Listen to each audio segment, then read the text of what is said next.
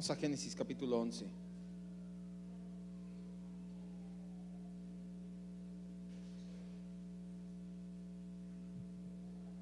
Génesis capítulo 11.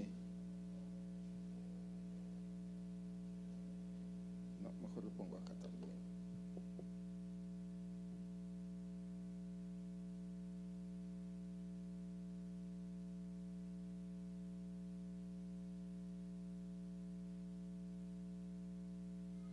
Génesis capítulo 11. Rápidamente. Versículos 1, 2, 3 y 4. Génesis 11 del 1 al 4. Dice así la escritura, sígame con su vista. Tenía entonces toda la tierra una sola lengua y unas mismas palabras. Y aconteció que cuando salieron de oriente hallaron una llanura en la tierra de Sinar y se establecieron allí. Y se dijeron unos a otros: vamos, hagamos ladrillo, cozámoslo con fuego. Y les sirvió el ladrillo en lugar de piedra y el asfalto en lugar de mezcla. Y dijeron: vamos, edifiquémonos una ciudad y una torre cuya cúspide llegue al cielo, y hagámonos un nombre, por si fuéramos esparcidos sobre la faz de toda la tierra. Vamos a orar. Vamos a decirle a nuestro Dios que es bueno, que es maravilloso. Espíritu Santo, te rogamos que el día de hoy la palabra que estamos a punto de escuchar llegue a nuestra mente y a corazón. Que seamos oídos receptivos, Señor, que seamos corazones dispuestos para recibir esta palabra, que nos confronte, que nos levante, que nos consuele, que nos edifique, que nos exhorte, pero que no salgamos de aquí como entramos, mi Dios. Que haga algo tu palabra en nosotros el día de hoy. Y esto es un hecho, mi Dios, jamás regresa a ti vacía, siempre regresa con el cometido por el cual le enviaste. Obviamente hoy no es la excepción. Muchas gracias, Señor y Dios, por este tiempo en el cual podemos disfrutar tu maravillosa, tu bendita, tu poderosa palabra. Gracias, Señor, en el nombre de Cristo Jesús nuestro Dios te decimos amén. Dios, como puede darse cuenta, el día de hoy comenzamos como en el 11º capítulo del libro de Génesis. Ya dejamos atrás la genealogía escrita por Moisés, aunque todavía vamos a ver, porque el final del capítulo 11 tiene todavía ciertas genealogías para afinarse todavía más, pero ya dejamos atrás las genealogías generales que Moisés escribió para mostrarnos que de entre todas las naciones de la tierra, Dios eligió una nación. De esa nación eligió una tribu, de esa tribu una familia, y de esa familia habría de llegar el descendiente o de descender el Mesías prometido.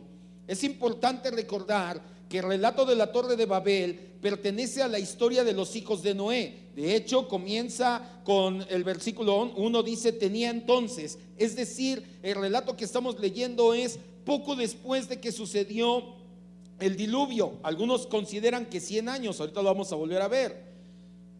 La historia de los hijos de Noé comenzó en Génesis 10:1 cuando bajaron del arca. Al concluir este capítulo, el 11, cuando concluyamos este capítulo, vamos a dejar atrás, al menos en Génesis, la historia general de la humanidad y vamos a concentrarnos en el descendiente de la promesa de Sem, en Abraham. Acaba el capítulo 11, del 1 al 11 es la historia, un panorama de la historia universal, obviamente escrita desde la óptica divina. A partir del capítulo 12 empezamos con Abraham, después Isaac, Jacob, los patriarcas, etcétera.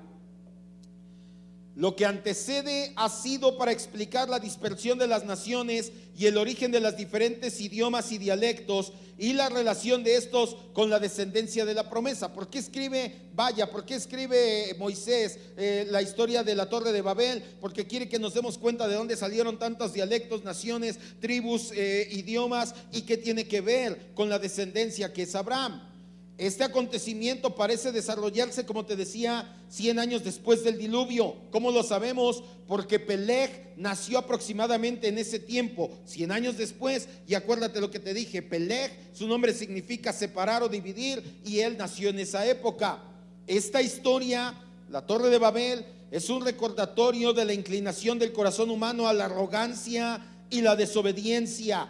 No es porque estaban construyendo una torre y casi llegaban al cielo, y como dicen muchos ateos, ay, imagínate cómo estará de enojado Dios ahora que existe el Burj Dubai, que tiene 500 y tantos, casi 600 metros de altura. ¿Cómo estará enojado Dios ahora que quieren construir un edificio igual allá en Asia de 2000 metros de altura? Imagínate, si la torre de Babel, que no llegaba a 100 metros, Dios se enojó. Uy, debe de estar enojadísimo. A Dios no le enoja que construyamos grandes monumentos o que se construyan grandes edificios. El problema es que era la arrogancia y la desobediencia lo que estaba aquí en Babel. ¿Por qué? Vamos a verlo poco a poco. Versículo 11, la primera parte.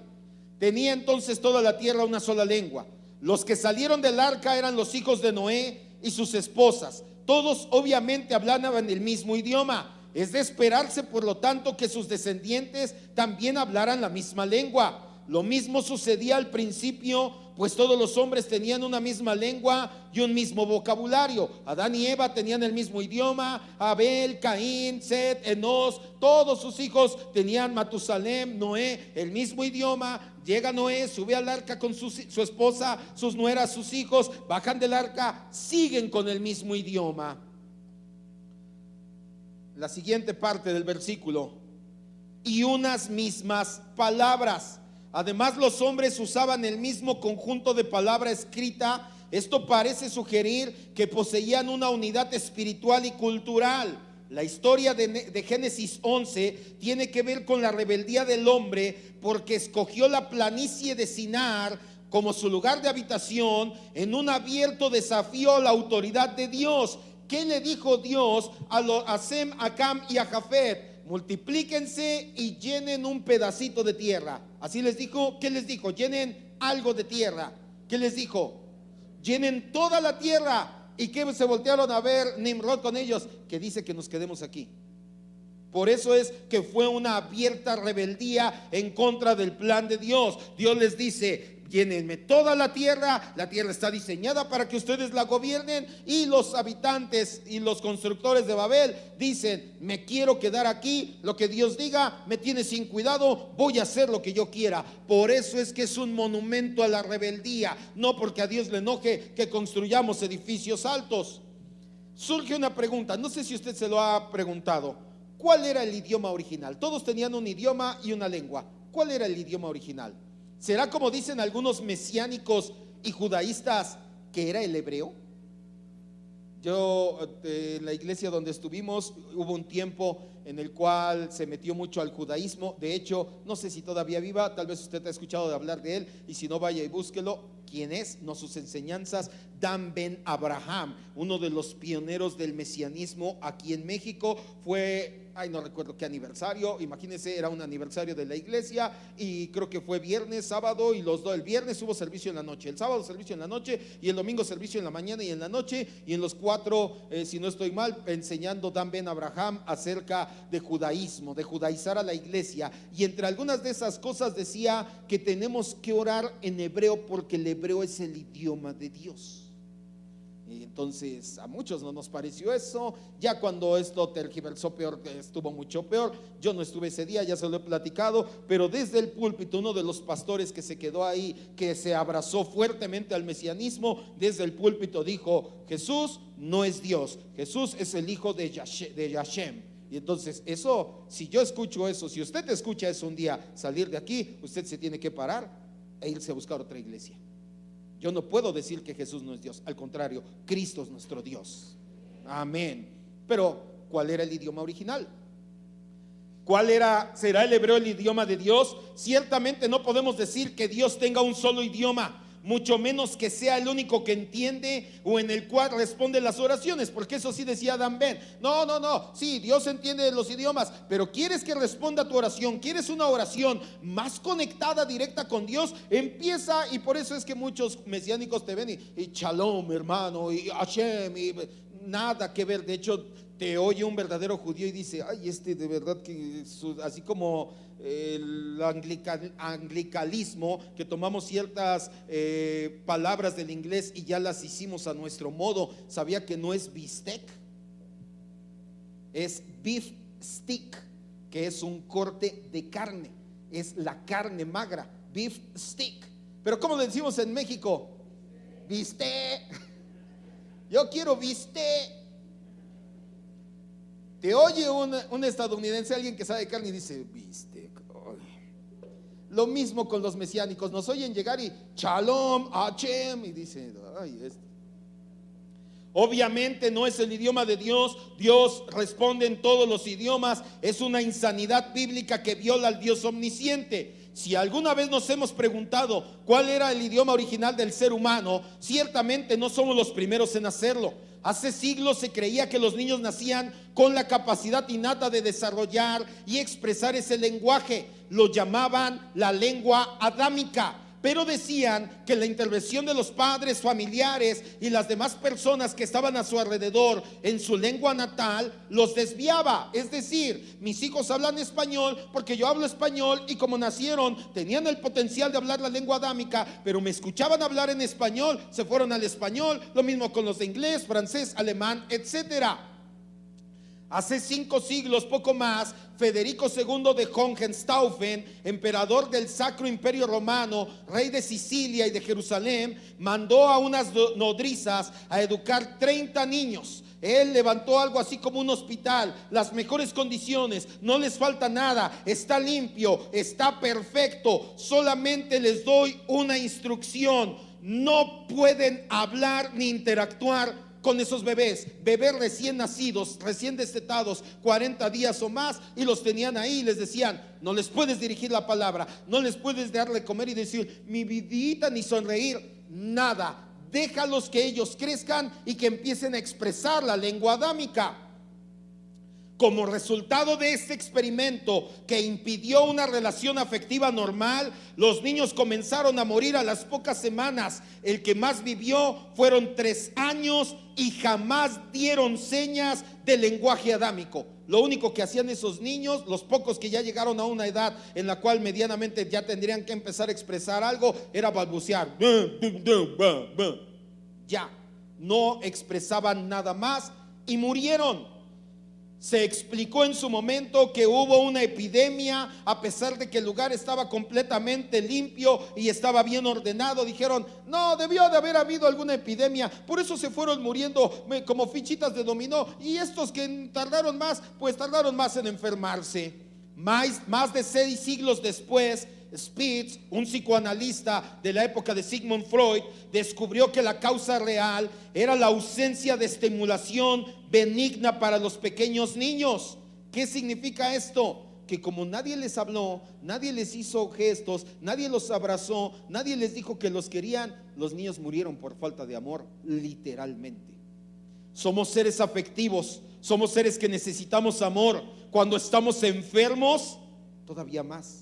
Así que no diga: ay, te pones bien chiqueado cuando estás enfermo. Pues sí, necesitamos amor, déjese chiquear.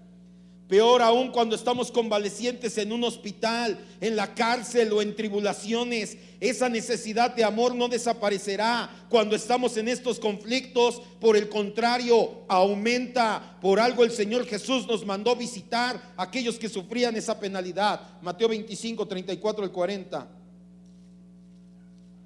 Deje su separador ahí en Génesis, que bueno, no es muy difícil, son 10 páginas, pero si no, déjelo ahí. Y vaya corriendo Mateo 25. Jamás se habló, o estos niños hablaron la lengua adámica. Murieron por falta de amor. El ser humano está diseñado para ser el depositario del amor incondicional. Nacemos con la necesidad innata de amar y ser amados. Y cuando estamos en problemas, en tribulaciones, enfermos, en el hospital, en la cárcel, esa necesidad aumenta, no disminuye. Por eso el Señor Jesucristo en el juicio de las naciones dice, Mateo 25, 34: entonces el rey dirá a los de la derecha: vengan, benditos de mi Padre, hereden el reino preparado para ustedes desde la fundación del mundo. Porque tuve hambre y me dieron de comer, tuve sed y me dieron de beber, fui forastero y me recogieron, estuve desnudo y me cubrieron, enfermo y me visitaron, en la cárcel y vinieron a mí. Entonces los justos le responderán diciendo: Señor, ¿cuándo te vimos hambriento y te sustentamos, o sediento y te dimos de beber? ¿O cuándo te vimos forastero y te recogimos, o desnudo y te cubrimos? ¿O cuándo te vimos enfermo en la cárcel y vinimos a ti? Y respondiendo el rey les dirá: De verdad les digo que en cuanto lo hicieron a uno de estos mis hermanos más pequeños, a mí me lo hicieron. Y si sigues leyendo, a los de la izquierda les dice: ustedes no entrarán al reino, porque me vieron así, así, así, no lo hicieron. ¿Cuándo, Señor? Vieron a ellos, a mis hermanos más pequeños, que estaban en esa necesidad y no lo hicieron. Así que mucho cuidado cuando veas a una persona así, ten muchísimo cuidado. Me acaba de pasar, de verdad, tú sabes que mi esposa acaba de estar en el hospital. Tú puedes decir: ¿yo qué puedo hacer? Yo no soy doctor, ¿qué mucho puedo hacer? De verdad que las personas que me acompañaron al hospital, nuevamente muchas gracias, los que me escribían, los que me llamaban, no tienes idea del apoyo moral que eso te da. El estar ahí, muchas veces queriendo llorar, queriendo quebrarte, queriendo decir: Señor, no sé qué está pasando, y que las personas te marquen, te escriban o estén ahí, que digan: pues aquí estamos. Varios de que están aquí fueron, y realmente no es que dijéramos, se los agradezco, pero no curaron a mi esposa. Bueno, ni siquiera pasaron a verla.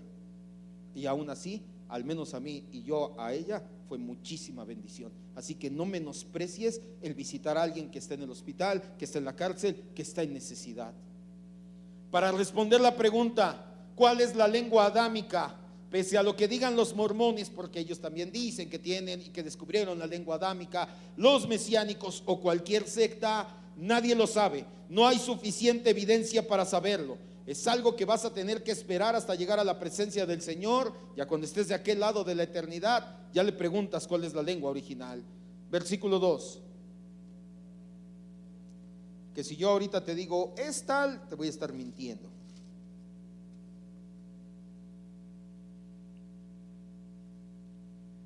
Y aconteció que cuando salieron de Oriente, ¿Oriente de dónde? Del huerto del Edén. Esto ya te lo había enseñado, que el huerto del Edén estaba al oriente y fueron echados del oriente. Por eso el ser humano quedó desorientado. Hallaron una llanura en la tierra de Sinar y se establecieron allí.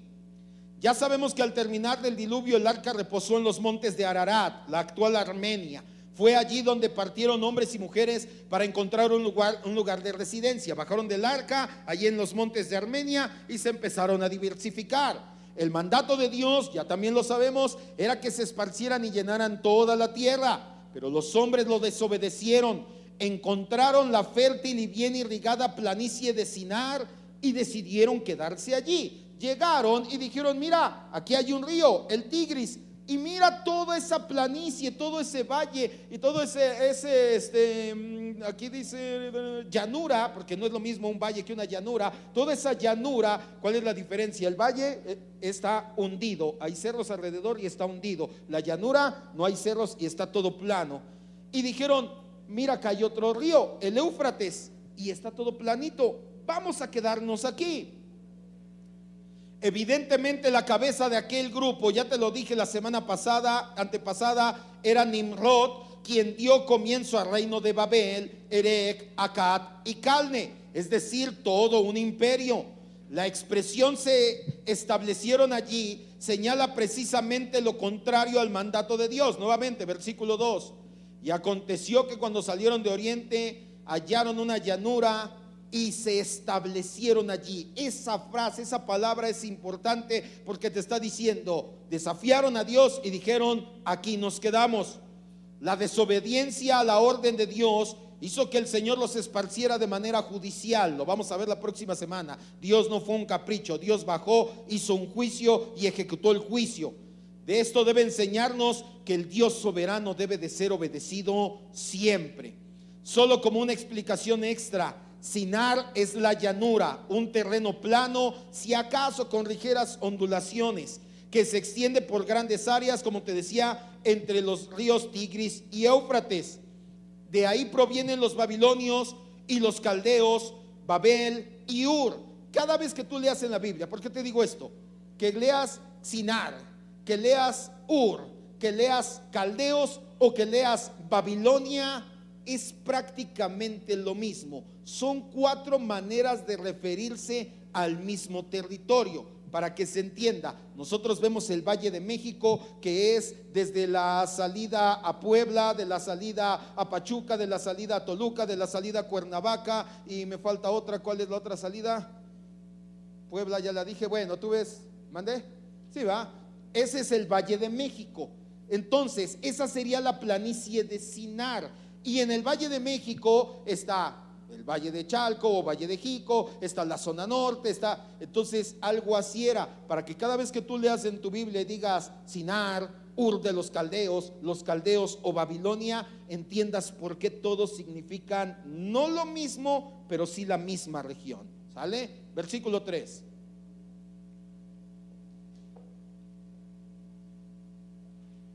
Y se dijeron unos a otros: vamos, hagamos ladrillo, cozámoslo con fuego.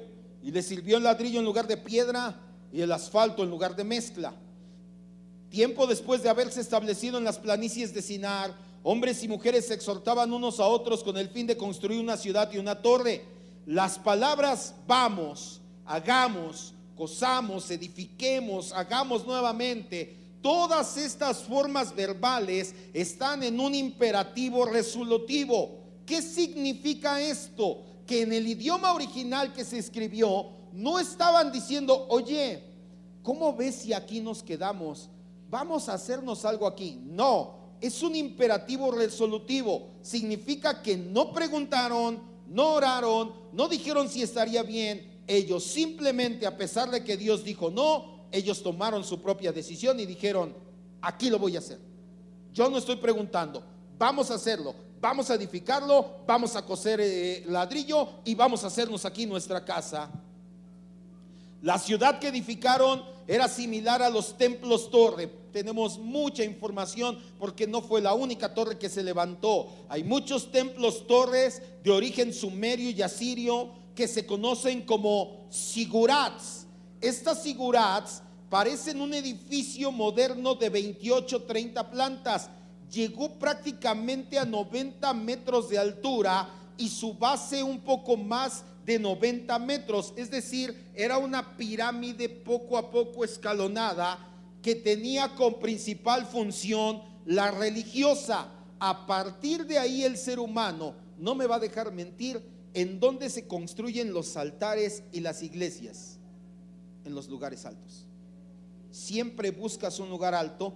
Y es más, cada vez que hacen un sacrificio, un amarre o algo, ¿a dónde van a hacer ese tipo de cosas? De ritos, al cerro, a un lugar alto, porque así estás más cerca de la deidad. En la planta superior se construía un altar o santuario alrededor del cual estaban escritos los signos del zodiaco. Así que la torre, aparte de todo, era un edificio religioso. El zigurat de Babilonia medía más de 90 metros de cada lado y constaba de 7 cuerpos, es decir, eran 7 pisos muy considerablemente altos, poco más de 10 metros cada uno. En el presente relato, esta torre es la expresión de la soberbia humana que se propone construir una civilización para la gloria del hombre y decirle a Dios: Dios, tú diste una orden, tú debes de ser adorado. Yo voy a hacer las cosas a mi manera y me voy a adorar a mí mismo.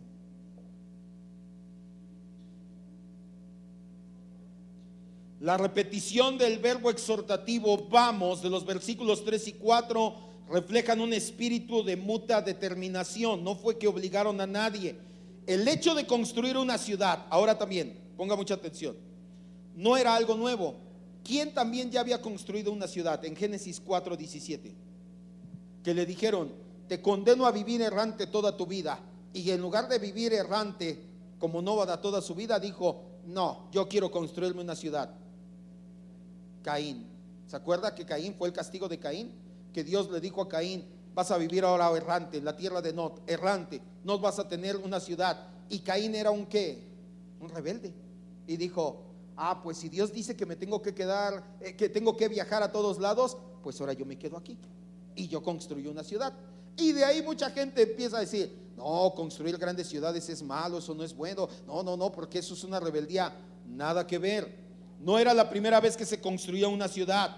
Lo novedoso era intentar construir una ciudad y una torre cuya cúspide llegue hasta el cielo. Aquellos hombres se exhortaban mutuamente, primero a la tarea de hacer ladrillos y luego a la edificación de una torre. Aquella comunidad rebelde quería construir una ciudad, como ya se ha señalado. Caín ya había construido una antes del diluvio. vemos la tendencia del ser humano innata al compañerismo social. No tiene nada de malo construir ciudades. El ser humano está hecho para ser social. De hecho, ¿qué dijo Dios cuando vio a Adán solo? No es bueno que el hombre se quede. Es bueno que tenga una compañera y que ese hombre y esa mujer tengan más compañeros. Estamos diseñados para vivir en comunidad. Por creación, el ser humano siempre anhela relacionarse con sus semejantes. No hay nada de malo con querer tener una ciudad. Es más, Abraham anhelaba tener una ciudad. Hebreos 11:10. Sí, porque si nosotros leemos la Biblia así, pensarías, las ciudades son malas. Y de hecho sí hay algunos grupos religiosos que no viven en ciudades por lo mismo. Y a lo mejor usted ha probado los quesos que hacen los menonitas. Viven en comunidad, pero no en ciudad. No construyen ciudades, graneros, granjas, etcétera, pero no quieren construir ciudades, ni los obligan. No, vente a vivir a la ciudad. No, no van a vivir jamás en una ciudad, porque las ciudades son pecado. Entonces imagínate Las Vegas, la ciudad del pecado, es doble pecado. No tiene nada de malo vivir en ciudad, es un anhelo innato. Abraham, el patriarca, anhelaba una ciudad. Él decía, pues ni modo, Dios me mandó a estar errante, no voy a poder todavía ver el fruto hasta mis cuantas generaciones, pero yo voy a anhelar y esperar esa ciudad. Hebreos 11:10. Hablando de Abraham, porque esperaba la ciudad que tiene fundamentos, cuyo arquitecto y constructor es Dios. Esa es la gran diferencia. No es lo mismo levantar una ciudad con una torre para mi propia gloria, para la gloria humana, que conforme a los propósitos divinos. La ciudad de los hijos de Cam querían construir estaba centrada en el hombre. Su sentido era plenamente antropocéntrico. Estaban dejando fuera a Dios de ella. En la ciudad de Dios todo es diferente. Y en el tema de la torre, aunque se piense en un ser divino, está claro que sobre todo es la muestra de arrogancia la que estaba allí. Sin embargo, la torre era una señal de falsa seguridad. Los seres humanos, y lo cantamos hace rato, y acompáñame a Proverbios 18:10 para que lo entiendas. ¿Por qué la torre? ¿Por qué esa situación?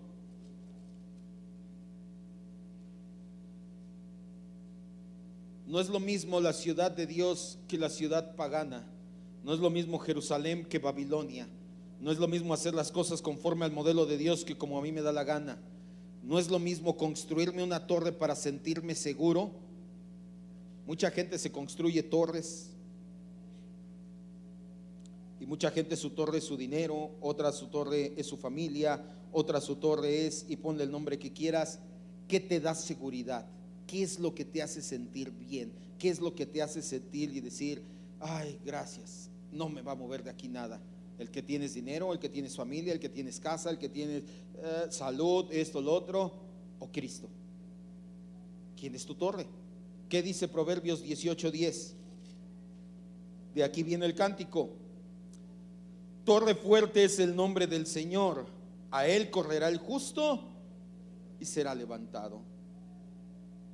Así que nuevamente el querer construir esta torre era una vez la manera de que querer independizarse de Dios, de decir, podemos alcanzar el cielo por nuestros propios medios. Versículo 4. Así que la torre, más que el hecho que estuviera alta,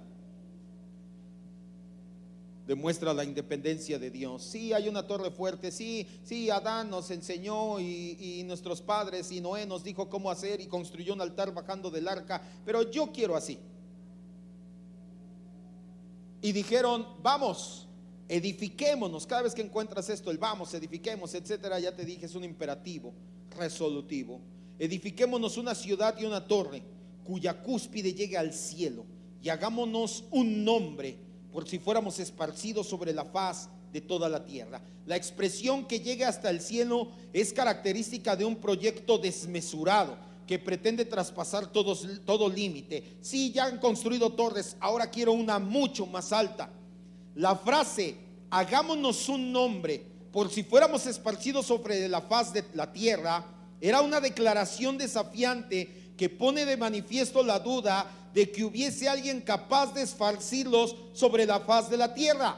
Vaya, no se entiende muy bien, pero busca en el original o busca otra traducción y te darás cuenta que lo que están diciendo es: vamos a levantar una torre y vamos a estar tan seguros ahí que a ver quién nos saca.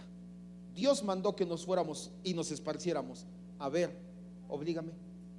No vas a poder. Eso es lo que significa ese versículo. Cuando dice hagámonos un nombre por si fuéramos esparcidos, es: me voy a hacer tan poderoso que nadie me va a poder sacar de donde estoy.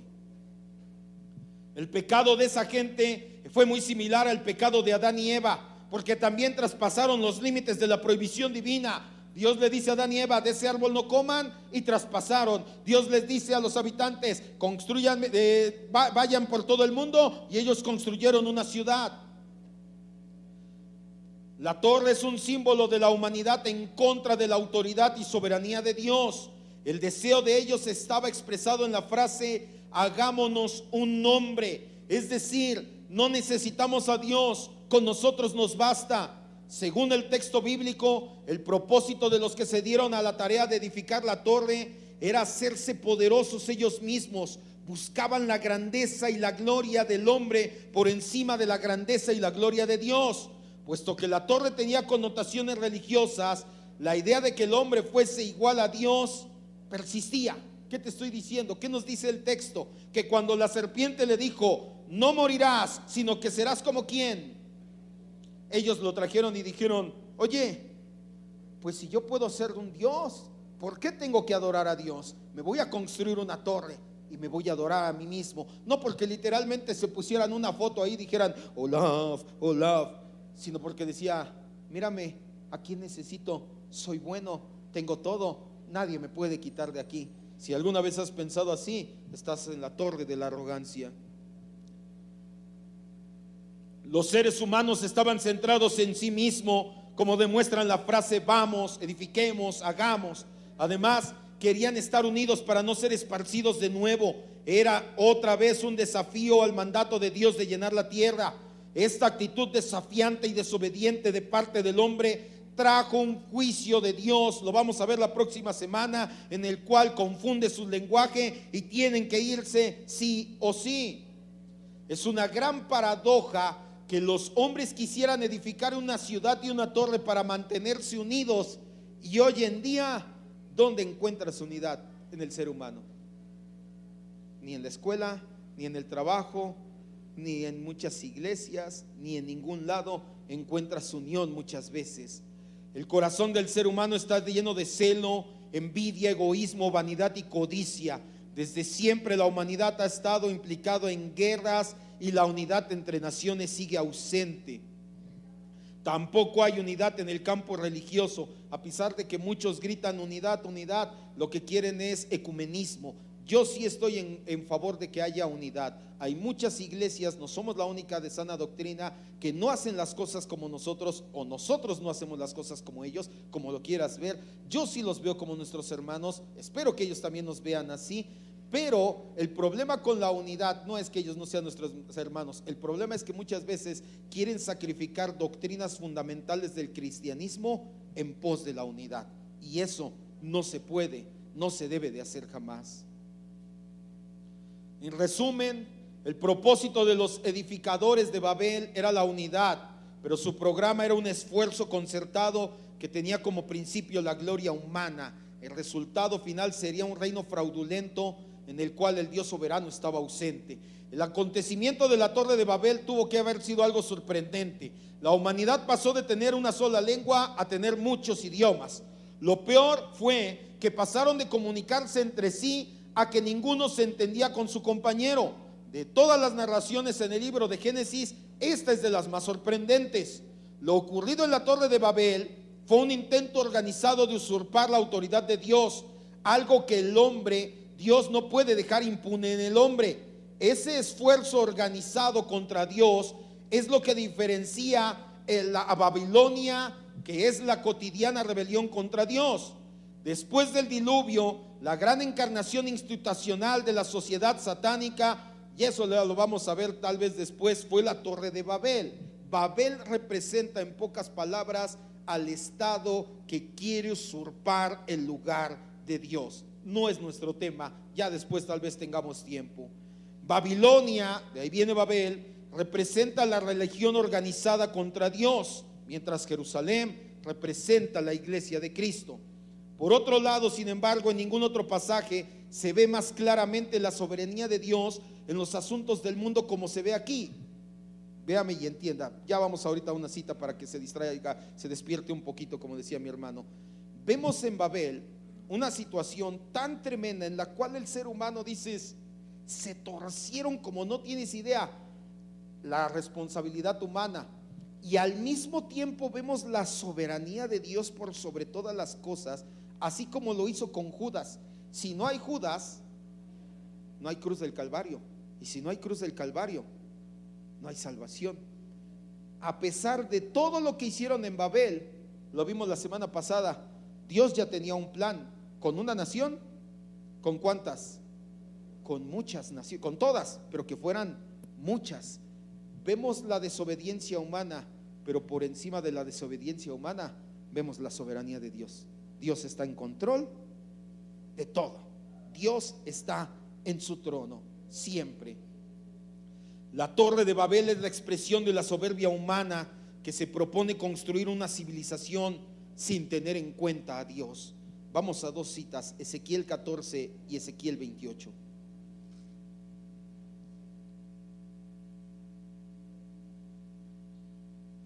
Perdón, Isaías 14 y Ezequiel 28. ¿Alguien se acuerda de qué nos hablan estas dos citas? Lo vimos en el valor de la sangre de Cristo. Isaías 14 y Ezequiel 28. ¿Dónde se originó el pecado? ¿Dónde se originó el pecado? ¿Quién lo originó? Luzbel, querubín protector, Satanás. ¿Cuál fue su pecado? El orgullo. Dios me da una instrucción: guarda mi trono.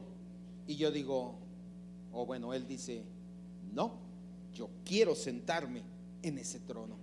Ese es el orgullo o la arrogancia. Isaías 14, 13 y 14 dice: tú decías en tu corazón, subiré al cielo en lo alto, junto a las estrellas de Dios, levantaré mi trono y en el monte del testimonio me sentaré a los lados del norte. Sobre las alturas de las nubes subiré y seré semejante a quién. ¿De quién está hablando? Del rey de Babilonia, o de Satanás en el tipo de rey de Babilonia. Ezequiel 28, 2.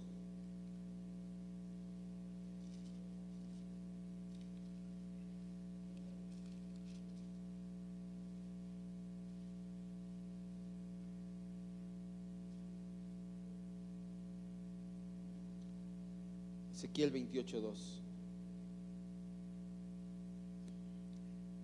Dice: hijo de hombre, di al príncipe de Tiro, así ha dicho el Señor, por cuanto se enalteció tu corazón y dijiste, yo soy un Dios, en el trono de Dios estoy sentado en medio de los mares, siendo tu hombre y no Dios, y has puesto tu corazón como corazón de Dios. Aquí nos habla del rey de Tiro, pero si sigues leyendo, el final se convierte en un tipo de Satanás. Estos tres pecados de orgullo, soberbia, son sin lugar a dudas los más emblemáticos que encontramos en la página de la Escritura. El orgullo de Satanás, la arrogancia de Adán y Eva, y la arrogancia y la soberbia de los constructores de la Torre de Babel. Satanás representa el primer pecado, el primero de todos, el orgullo, el primer pecado de la creación. Adán y Eva son el tipo de la soberbia humana. Dios les da una instrucción y ellos hacen lo que quieren. Los constructores de Babel representan la arrogancia institucional, cuando los hombres de manera colectiva y organizada deciden desobedecer al Señor. Tenemos la idea equivocada que el pecado de orgullo, soberbia, arrogancia, como le quieras llamar, significa que vemos a los demás de manera despectiva. Diríamos aquí en México, es que es creído, se siente superior. Él es muy orgulloso porque cuando se enoja no me habla. Él es muy arrogante porque nos ve así, es muy creído. No es nada más la única característica del orgullo.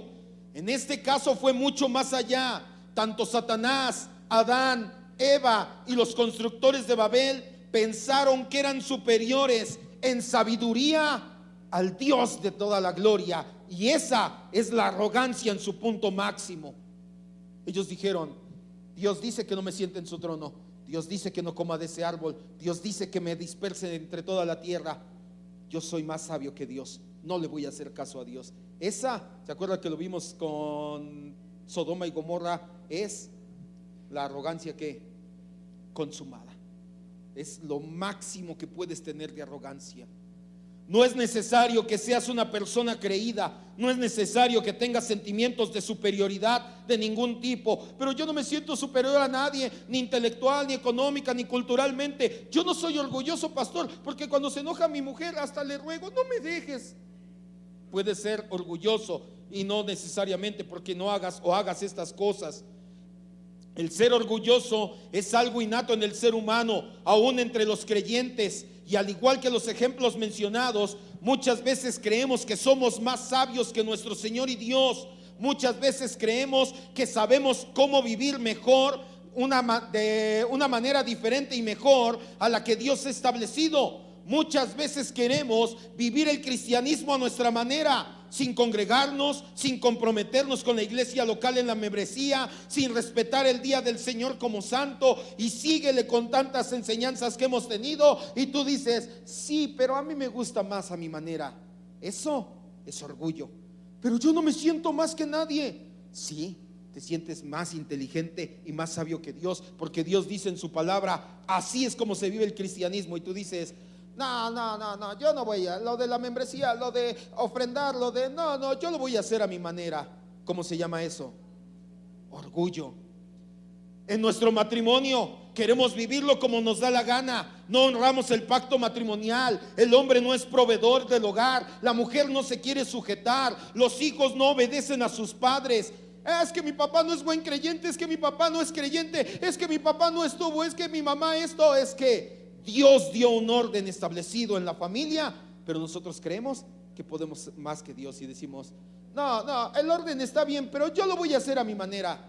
Eso tiene un nombre. ¿Cómo se llama? Orgullo. Pero yo no me siento más que nadie al hacerlo.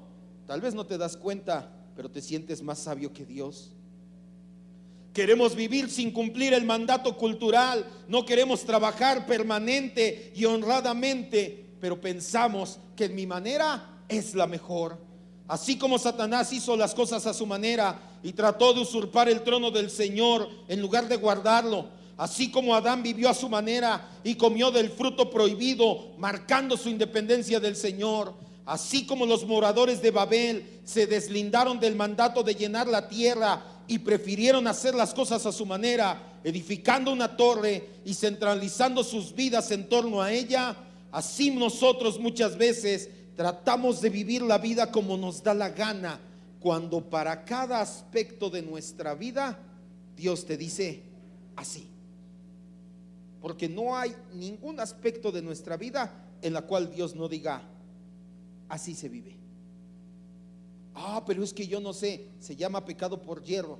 También es pecado, pero cuando tú lo sabes y vienes y renovas tu mente y no lo haces, puede ser que no lo hagas porque no descansas en Cristo y que lo estás intentando.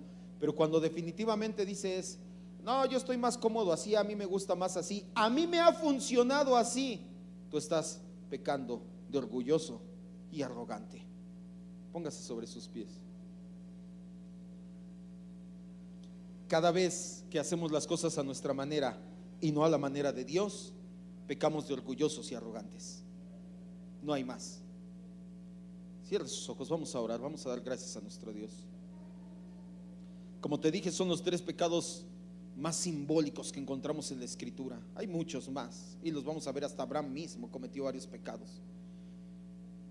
El pecado de Satanás, que fue el primer pecado en la historia, en la creación, como lo quieras llamar. El pecado de Adán y Eva, que fue la rebeldía humana. A partir de ahí todos nacemos con esa rebeldía. El pecado de Babel, que es la rebelión institucional, es decir, cuando el ser humano en conjunto y organizadamente se rebelan contra Dios. Por eso son los tres pecados más significativos que encontramos en la Escritura. Los tres tienen como fuente, como base, como raíz el pensar que se podía hacer las cosas mejor a su manera que a la manera de Dios. Muchas de las veces nosotros somos arrogantes, orgullosos y soberbios, no porque estamos viendo mal a alguien, porque nos creemos superior a alguien, porque simple y sencillamente nos place vivir la vida a nuestra manera y no como Dios manda. Y para todo tiempo, todo momento, todo lugar, Dios tiene un parámetro para cada área de nuestra vida, para nuestro matrimonio, para nuestra familia, para nuestra economía, para nuestra iglesia, para la forma que me desarrollo en el trabajo, para la economía, para la política. Para cada área de la vida humana, Dios tiene un parámetro bien delimitado entre lo que Él quiere que se haga y cómo se debe de hacer. Pero cuando el ser humano lee y entiende ese parámetro, renovar la mente en nuestro caso, y lo hace a su manera, no importa que no te sientas superior a nadie, tú estás siendo un orgulloso, tú estás siendo un arrogante y un soberbio al pensar que tu manera es mejor que la manera de Dios. Dios dice de esta manera, de esta manera, de esta manera, y tú dices, no me gusta, no quiero, luego tal vez, mi manera es mejor, me ha dado fruto, mira, me ha funcionado. El hecho que Dios en su gracia te sostenga no significa que ha funcionado. Lo acabamos de ver. Aún dentro del pecado de la Torre de Babel, Dios tenía el control. Aún dentro de nuestra arrogancia, Dios sigue siendo soberano. Pero no significa que es correcto que estemos bien siendo arrogantes, haciendo las cosas a nuestra manera. Dejemos de pensar que somos más sabios que Dios. Eso es lo que condena a una sociedad. Lo vamos a ver tal vez más adelante cuando veamos a Sodoma y Gomorra, porque está en las páginas de Génesis. El pecado consumado, la soberbia consumada, de una sociedad fue que pensaban que eran más inteligentes, más sabios que Dios. Nadie es más sabio que Dios. La Escritura dice que quien le dio consejo al Señor. Nosotros todos juntos, con toda nuestra inteligencia y sabiduría, no podríamos darle el más mínimo consejo a Dios de cómo se hacen las cosas, mucho menos de manera aislada y separada. Cuando haces las cosas a la manera de Dios, conforme a sus parámetros, no solamente vas a dejar el pecado de orgullo, vas a empezar a ver verdaderamente bendición en tu vida, que es lo maravilloso. Dios no nos debe nada, y sin embargo, cuando hacemos las cosas bien, la bendición empieza a fluir en nuestras vidas. Y no me estoy refiriendo a dinero. Si tú piensas, me va a llegar dinero, tienes un concepto muy pequeñito de bendición. La bendición del Señor enriquece y no añade tristeza, es muchísimo más amplia que solamente unos pesos. Vamos a orar, cierre sus ojos. Vamos a decirle a nuestro Señor y Dios: Padre, en primer lugar queremos glorificarte como Dios, porque tú lo eres, nadie más merece esa gloria. Y queremos confesar nuestro pecado, que es mucho, sobre todo el pecado de la arrogancia, porque todos lo tenemos, Señor. Todos en mayor o menor medida, por ser descendientes de Adán, tenemos este pecado. Lo traemos metido en nuestro ADN espiritual, es innato a nosotros, Señor. Tal vez de una manera, tal vez en un área, tal vez en otra área, tal vez en muchas áreas de nuestra vida hemos pecado y hemos pensado que nuestra manera de vivir es mejor que lo que tú marcas, que los parámetros nuestros son mejores que los tuyos. Hoy confesamos, Señor, ese pecado y confesamos que no es así, que no somos más sabios que tú, que eso es arrogancia al extremo, que eso es arrogancia, soberbia consumada, pensar que mi manera es más sabia, es mejor, da mejor resultado que la manera que tú marcaste que se hagan las cosas. No queremos seguir llenos o seguir metidos en ese pecado, mi Dios. Te rogamos que Cristo en nosotros nos lleve a salir de en medio de ese pecado, de esa arrogancia, de esa soberbia, y verdaderamente vivir dentro de tus parámetros. No pensar nunca más que mi manera ha dado resultado. Que tú seas bueno y que en tu gracia nos haya sostenido no significa que es la manera en que se hacen las cosas. Eso solamente es más soberbia. Muchas gracias, Dios, por sostenernos hasta este día. En el nombre de Jesús nuestro Señor te